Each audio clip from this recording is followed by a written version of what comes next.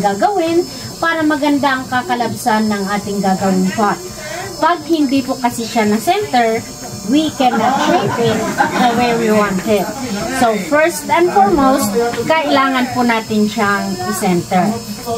Pagka na-sentro naman po siya, ang unang-unang shape na gagawin natin ay cylinder.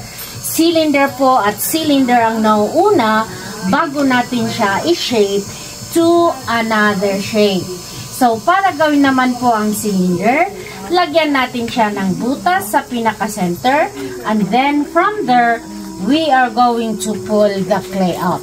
So, how are we going to do this?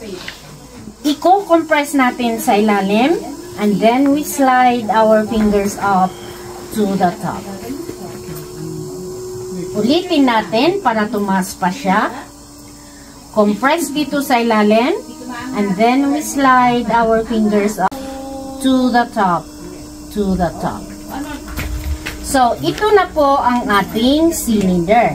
Ngayon, out of this cylinder, i-shape natin siya to another shape. Sa shaping naman, ang pressure manggagaling from my inside hand. Itutulak ko siya palabas, habang tinutulak, tinataas, dahan-dahan. Dito naman po sa gitna, itulak nating paloob, dahan-dahan we will go up, up, up, up, up. At bago naman po sa pinakamataas, itulak nating palabas at magiging what you see. Base. Sa pottery po, it's about feeling. Always feel how thick or how thin, so you would know when to stop. Here, it is, and then in here, we can push it a little bit further to balance it.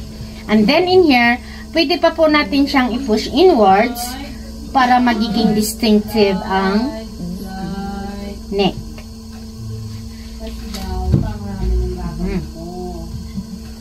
It's already very thin there. Oh, sayang. Anyway,